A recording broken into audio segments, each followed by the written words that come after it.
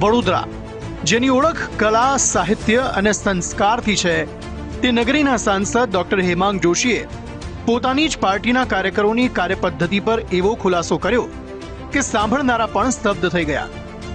Ward number 16માં વિકાસ કાર્યોના લોકાર્પણ વખતે સાંસદે કાર્યકરોની પીઠ થાબડતા કહ્યું કે કાર્યકરો લોકોનું કામ કરાવવા માટે અધિકારીઓ સાથે ગાળાગાળી પણ કરી લેતા હોય છે. પાર્ટીના તમામ કાર્યકર્તાઓ એ કઈ રીતે લોકોની વચ્ચે રહી, લોકોની ગાળો ખાઈને પણ લોકોનું કામ કરવા માટે અધિકારી હોય કે બીજા કોઈ સાથે ગાળાગાળી કરી લેતા હોય છે, પરંતુ એ તમામની પાછળ સચવાયેલું હોય છે લોકોનું હિત.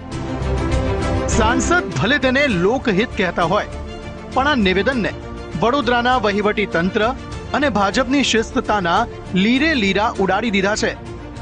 જો અધિકારીઓ ગાળ ખાધા વગર કામ નથી કરતા તો તે તંત્રની નિષ્ફળતા છે કે નેતાઓની દાદાગીરી. ગાળો બોલવી અને ગાળો આપવી બંને અસંસ્કારી હરકત છે. જો કે આ મામલે વડોદરા ભાજપે બોલવાનું ટાળ્યું છે. આ મામલે કોંગ્રેસે વળતો પ્રહાર કરતા કહ્યું છે કે વડોદરામાં જનતાના કામ થતા જ નથી, એટલે જ પાંચ ધારાસભ્યોએ મુખ્યમંત્રીને પત્ર લખવો પડ્યો છે. જો પહેલા તો ભારતીય જનતા પાર્ટીમાં શિસ્તતા નામનો શબ્દ કોઈ રહ્યો નથી. જો રહ્યો હોત તો પાંચ ધારાસભ્યો, વડોદરાના જિલ્લાના પાંચ ધારાસભ્યો એક સાથે એક જ સુરમાં મુખ્યમંત્રીશ્રીને ઓફિશિયલ પત્ર ના લખતા કે અમારા કામો થતા નથી, અધિકારી રાજ ચાલે છે, અધિકારીઓ અમારું સાંભળતા નથી. એની સામે વડોદરા શહેરના સાંસદ હેમાંગ જોશી એવું કહેતા હોય કે અમારા કાર્યકર્તાઓને કામો નથી થતા એટલે ગાળો પડે છે અને અમારા કાર્યકર્તાઓ ગાળો બોલીને પણ કામો કરાવી દે છે. તમે સ્પષ્ટતા તો કરો. આવા કોન્ટ્રાડિક્ટરી સ્ટેટમેન્ટ આપો છો.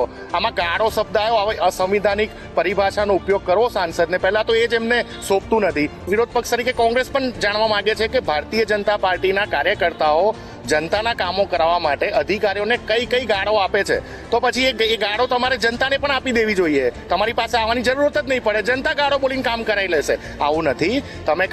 તમે લીપાપોતી કરવાની કોશિશ કરો છો. તમારી નાકામયાબી પર તમે ખાલી છુપાવવાની કોશિશ કરી રહ્યા છો સાંસદ શ્રી. કોઈ ગાળોનો વિષય આમાં છે જ નહીં.